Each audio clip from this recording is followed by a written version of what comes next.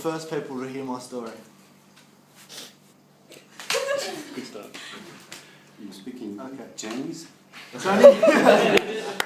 You- Once again, please. Maybe I'm a so mark sorry. is a difficult word. Okay. You're the first Maybe. people. Okay. Alright, here we go. Start. Yeah. You are some of the first to hear my story. Sunteți cam printre primii care auziți istoria mea. Growing up, I was a very active kid. Ca și copil am fost foarte activ, I played a lot of sports: am practicat multe sporturi. basketball, Basket. karate, and boxing. Am făcut karate, box. I was at the top of my class through primary school. Am fost... Through junior school. Yeah, Junior school. Top of very good. Junior school. Când a fost în școala primară, am fost primul în clasă, Until year 3, până în anul 3, până pe a 3-a, I was about 10 years old când am avut cam 10 ani. and I was going through a separation with my parents. M-am separat din părinții mei, am plecat de acasă. My dad left me and my brother and my mother, Tatăl meu, fratele meu, mama mea m-au părăsit and I took this really hard. și am început o viață grea. I got so emotionally sick from the separation. Eu? Emotionally? Yeah, he did. Ah. Cred că s-a referit la faptul că tatăl lui i-a părăsit pe mama lui și pe cei doi frați. Au avut 10 ani. Deci a fost într-un fel foarte greu emoțional pentru el din cauza aceasta. I could say from that point in my life, Pot spune că în acel punct în viața mea, life just became such a burden. Life. Viața a devenit o povară pentru mine. Growing up with a poor relationship with my father, Am crescut într-o relație foarte dificilă cu tatăl meu I was searching for something to fill that space. și am căutat să-mi umplu golul acela în mine. When I started high school, Când am început liceul, I got involved am fost implicat, with the wrong friends. am avut un grup de prieteni răi, I started drinking alcohol am început să beau alcool at the age of 14, la vârsta de 14 ani and not before too long, și smoking and drugs came along. nu după mult timp am început să fumez și să consum droguri. All of those things for me, Toate aceste lucruri they were an escape route au fost ca un fel de evadare pentru mine. from the pain that I had from my separation with my parents. Din cauza durerii care am avut-o pentru că m-am separat de părinții mei, pentru că am fost separat de părinții mei. Growing up, me and my mates would roam the streets at night for fun. Am crescut and what with your They mates? would roam. They would Walk around the streets. Și am umblat pe străzi. Breaking into cars and getting into fights was something we would do for fun. Breaking? Stealing. Deci am spart case, am făcut tot felul de lucruri. Pentru plăcere. Pentru ca să aibă așa de plăcere. 16 and hanging on the streets, La vârsta de 16 ani, pe străzi, I was so far from the person that I would thought I would be. nu am spus. I was so far from the person that I thought I would be. La vârsta de 16 ani am fost așa de departe de ceea ce trebuia să fiu, de fapt. Starting year 11 at school, Am început în clasa 11-a la școală. I had no interest to be there. Am avut niciun interes pentru școală. I was asked to leave by my principal. Am trăit după principiile mele personale. Am fost rugat de director să plec. Directorul Directorul. vrea să plece. Director. Ok, am fost rugat de director să plec. Scuze. So I left school and I got a part-time job. Am plecat de la școală și mi-am căutat o slujbă At Hungry Jack's, or also known as Burger King. It's like McDonald's. It's like McDonald's. Yeah. You work in McDonald's? Yeah. Yes. Și am lucrat în McDonald's. The money I would make from there Banii care i-am făcut acolo was enough to buy me and my friends some alcohol and marijuana. erau destui ca să-mi cumpăr cu prietenii mei băuturi, droguri, marijuana. I was so lost in my life. Am fost pierdut în viața mea. I did a trade to become a carpenter. To become? A carpenter? A builder. Am încercat să devin tâmplar, să mă fac tâmplar. Little did I know Un pic am reușit sau... I was going to be on another life journey. And you? Another life journey. Și am încercat să trăiesc o altă viață. I turned 18. It's different, the accent. I'm so sorry. It's okay, don't be sorry, don't be sorry. Your accent. I turned 18. How? 18. La 18 ani. 18. Yes. I got my license Drive his car. to drive my car. Yes. Am luat carnetul de șoferie And it was easier to get to my friend's house. și a fost mai ușor pentru mine să merg la prietenii mei cu mașina. My addiction to marijuana became so bad Am devenit dependent de marihuana și a devenit atât de rău that I could not function without it. că n-am mai putut să funcționez fără ea. I would always tell myself it was okay. Eu credeam despre mine că sunt în regulă, That it hadn't got a hold of me. It had not got a hold of me. dar He was not addicted. That I was not El addicted. considera că nu este dependent. Nu este- deci considera că nu este dependent de marihuana. But it was too late for that. Dar era prea târziu pentru aceasta. I fell behind again, but now with my trade. I need to reword that. Uh, He found it difficult to Work. Work. Deci era foarte dificil pentru el să muncească. Doing drugs and being with my friends Consumând droguri cu prietenii mei was more important to me than my life. era mult mai important pentru mine decât însăși viața mea. They were my life. They were Ei my... erau prietenii mei, erau viața mea și drogurile. This addiction with marijuana only grew to other drugs. Această dependență m-a dus și la alte droguri. It started with marijuana Am început cu marihuana and led to heavier drugs. și am ajuns la droguri grele. Before I knew it, Înainte de a cunoaște, I was taking speed, am You luat, may not be able to Meth. understand it. methamphetamine, Just heroin. am luat amfetamină. Yeah. Amfetamină. and from methamphetamines it led to ice. We'll just leave it Like at that one? You're methamphetamines. not Yeah. gonna be able to Okay. do that. Just Stronger drugs. Yes, Just I stronger understand. drugs. Yeah. Drugs, hard drugs. Yeah, hard drugs.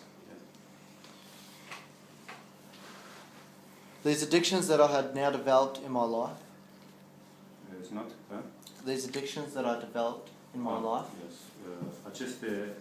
Această dependență care am dezvoltat-o în viața mea were destroying everything.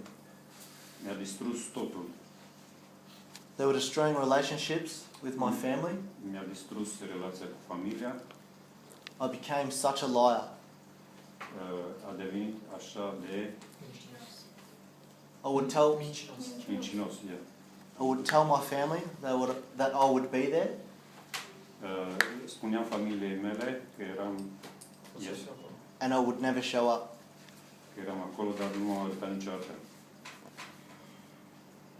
I had no control anymore. Nu mai aveam control asupra mea. Drugs had taken over everything. Drogul a preluat totul. After crashing my car, După ce mi-am zdrobit mașina and not having any money to fix it, și n-am avut bani ca să o repar, my mum told me to go Mama. live with my father. mama mi-a spus să mă duc cu tatăl meu. She said that it would straighten me out. She said that would help me Yeah, get clean. To change. Yes. Ea a spus că tatăl m-ar putea ajuta să mă schimb.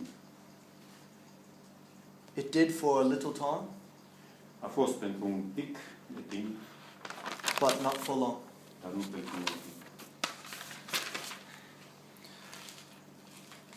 My addiction to heavier drugs Dependența mea de droguri was just as what it was with marijuana. a fost, deci cu drogurile grele, a devenit ca și cu marihuana. Me and my mates would take drugs Eu și prietenul meu luam droguri and not sleep. și nu dormeam, not sleep, Not sleep. și nu dormeam. For 4 days. De 4 zile. Having a close call and almost overdosing. Dying. Having a? Almost overdose. Almost dying. Yeah, almost overdosing on drugs. Aproape supradoză. Deci luând o supradoză, Aproape. Hmm? Aproape de supradoză. da, fiind aproape de supradoză. At that point in my life În acel punct în viața mea was probably the best thing a fost cel mai bun lucru that could have happened to me. care mi s-a întâmplat. Because then I knew Pentru că atunci am cunoscut that I had to do something about it. că trebuie să fac ceva. Atunci am știut că trebuie să fac ceva. At the time I decided to quit drugs. M-am lăsat, am părăsit drogurile. I had a friend be killed by a train. Am avut un prieten care a fost killed, ucis de droguri. In a train. By train? Mm. Aha, ok, by train. My dad kicked me out Tatăl of meu home. My dad kicked me out of home. m-a lovit, Te-a dat afară din casă. m-a dat afară din casă.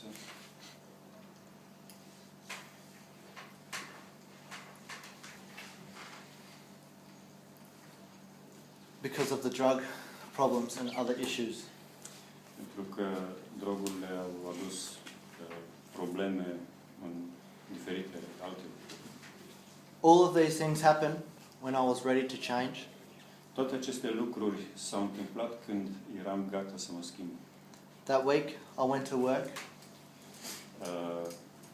M-am dus să muncesc. and I just started crying. Crying. Și am început să plâng. I was so upset Am fost așa de supărat that my dad didn't want me in his life. încât tatăl m-a luat înapoi. Pentru că tata nu m-a acceptat în viața mea. Cum? Că tata nu m-a acceptat în viața mea. Da, că tatăl nu m-a acceptat în viața. I was heartbroken. Inima mea a fost frântă. My very close friend Prietenul meu cel mai apropiat, and currently my employer, boss, era Șeful. Cel care l-a angajat. da, cel care l-a angajat, he invited me to Alpha. m-a invitat să încep cursul Alpha. And we've covered what Alpha is about. So I finally agreed to do Alpha, Așa că am început să fac Alpha, cursul Alpha, and I can still remember și încă îmi amintesc I was so angry with believing că eram așa de furios crezând. the fact that there was a God. You were so angry that you were believing that there was a God. Mm. Da. Eram așa de supărat că există Dumnezeu. I felt like giving up in believing. În cele din urmă am cedat și am crezut. It was about 3 weeks A fost aproximativ 3 săptămâni into the course, în cursul Alpha. and wow. Wow. And? Wow. Wow. And wow. And wow. Words cannot even explain Lucruri how care- much my life began to change. S-au întâmplat lucruri extraordinare care mi-au schimbat viața. All my pain and suffering, Toată durerea și suferința, God took it all. Dumnezeu le-a luat. The pain of losing a friend Durerea pierderii close to me, prietenului foarte He took it apropiat, all. a fost luată. I had a life-changing experience with the Holy Spirit. Am în viață multe experiențe și schimbări datorită Duhului Sfânt. My life was never to be the same again. Și viața mea nu mai este aceeași.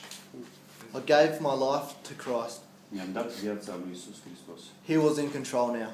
Și acum El este în control. Everything I did was for Him. Tot ceea ce am făcut a fost pentru El. After the Alpha course, După cursul Alpha, I did find myself falling back into old habits, into old addictions. UFO, I did, yes.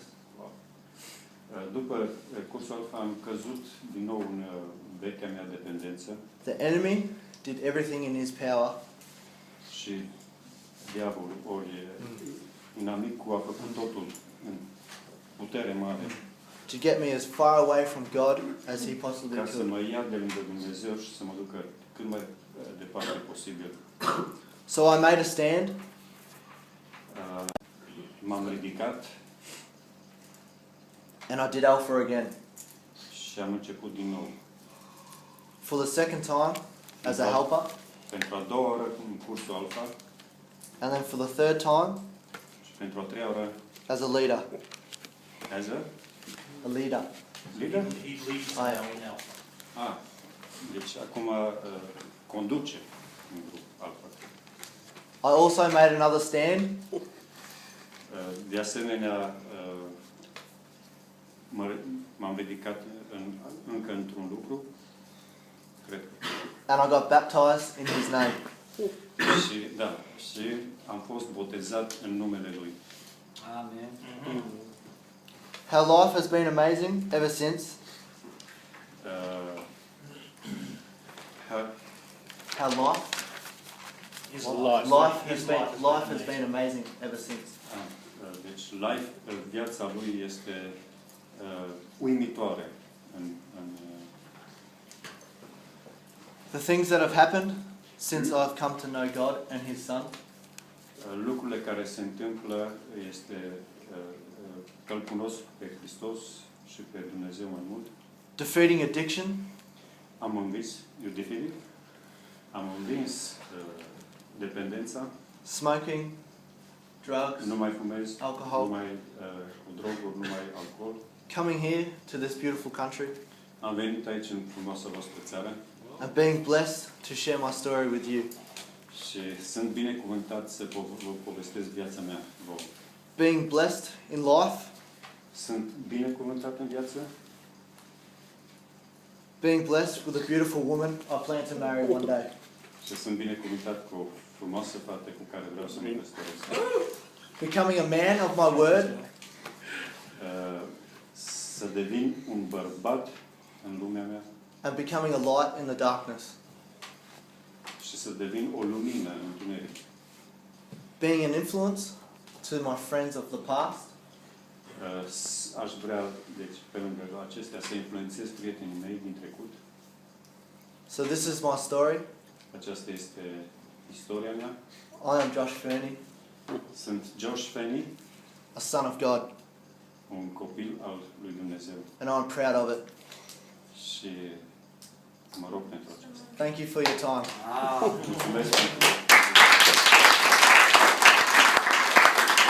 Very interesting.